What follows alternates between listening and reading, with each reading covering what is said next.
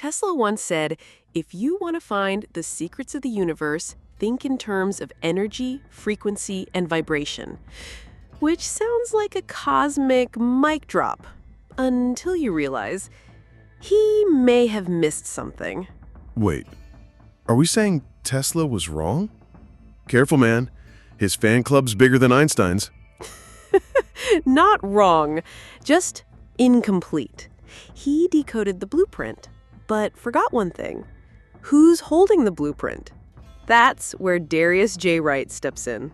Because what Tesla touched from the outside, Darius reveals from the inside. And today we're unpacking 5 interlocked insights, from electromagnetic fields to intuitive frequency. And why the final one, the 5th, is what makes all the others make sense. So if you've ever felt like there's a signal inside you that science hasn't caught up to yet, Or if your intuition's been lighting up like a radio tower every time you hear the word Tesla, then hit like, tap subscribe, and stick around, because we're about to decode what Tesla couldn't and why you might be the missing equation. All right, let's give credit where credit's due. Tesla wasn't just ahead of his time, he was outside of time. Wireless electricity, remote communication, planetary resonance. He basically tried to turn Earth into a musical instrument. yeah, and he nearly pulled it off. But even with all that brilliance, he was still looking outward, measuring waves, frequencies, magnetism. But not once did he ask, who's tuning the instrument? So you're saying Tesla figured out the hardware of reality, but skipped the user interface? Exactly. He built the cosmic radio, but forgot to mention the most important part, the listener inside the signal. To be fair, he was probably too busy battling Edison and dreaming of death rays. True, but still, he left us with a universe of frequencies and no real map for how to navigate them. That's where Darius comes in, right? While Tesla mapped the field, Darius mapped the field within. And that's where everything changes. Okay, so let's zoom in. Tesla gave us this grand idea of the universe's vibration. Everything moves, everything hums, everything resonates. But did he ever stop to ask, what's doing the listening? That's the blind spot. He saw the music of the cosmos, but he missed the ear that hears it. The field wasn't just outside, it was also you. Your intuition isn't a side effect of being human. It's the receiver, the translator, the hidden conductor. So you're saying intuition is like the frequency detector Tesla never invented? Better. It's the bridge between Tesla's external symphony and Darius's internal silence. One was all wires and waves. The other, just presence, awareness, stillness. But how do we measure that? You can't plug intuition into a voltmeter. No, but you can feel it.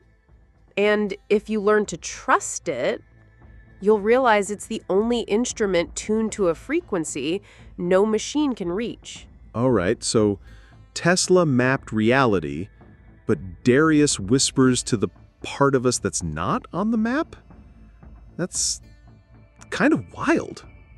And that's only the second insight. The next one?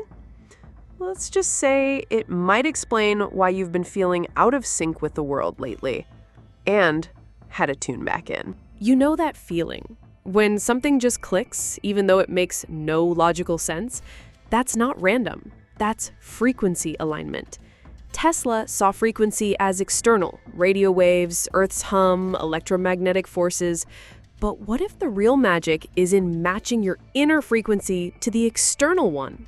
So, like tuning a guitar string to the pitch of the universe? Exactly. And Darius? He's basically the guy standing there going, hey, your string's flat and it's messing up your whole song. Okay, but real talk. What does that mean practically? How do I know what frequency I'm even on? You don't measure it, you feel it. It's your emotions, your thoughts, your physical tension. Your nervous system is a live broadcast tower. And most people, they're stuck playing static because they've never even tuned in. So Tesla gave us the idea that the universe is frequency, but Darius says you are too. And the difference? Intention, awareness. Where you put your attention, that's the dial. Boom. And if your attention is tuned to fear, scarcity, self-doubt, you're broadcasting a very different signal than if you're tuned to presence, clarity, or peace. So what you transmit becomes what you experience. Okay, that's huge. That actually reframes manifestation, meditation, everything.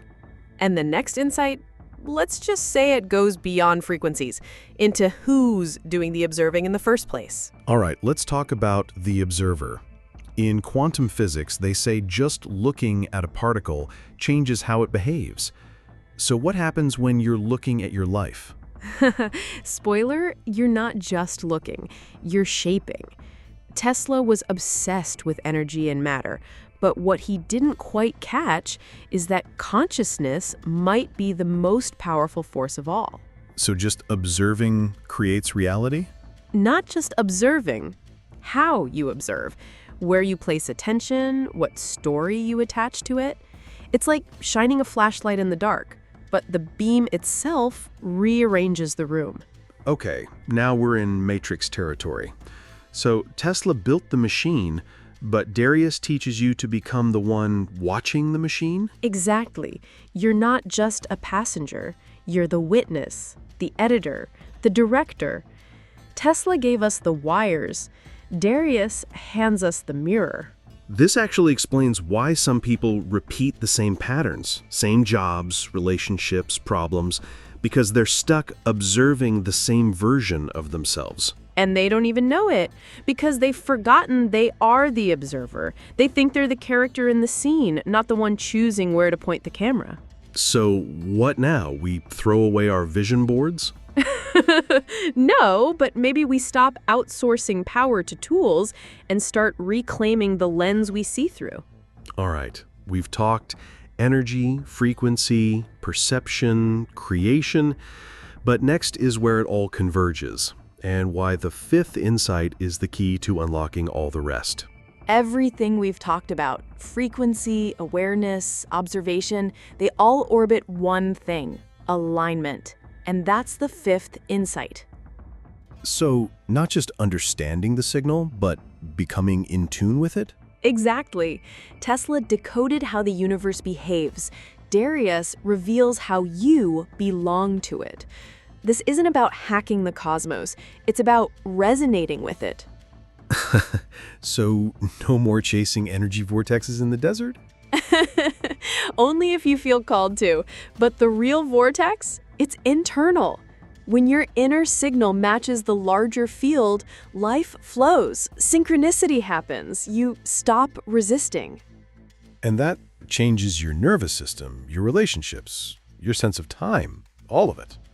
Because you're no longer observing life from the outside. You're living it from the inside, awake. All right. So, if you've made it this far, you're not here by accident. You're part of this signal. And now, it's your move. So let's end with this. What part of today's conversation resonated the most for you?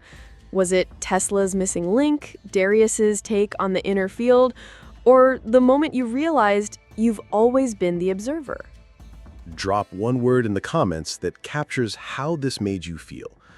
Could be electrified, clear, seen, remembered, whatever came alive in you. And don't stop now. There are 2 more episodes waiting for you on the screen. Click one. Keep tuning in, because the signal, it's just getting stronger. And remember, Tesla pointed to the field, but Darius, he handed you the map to walk inside it.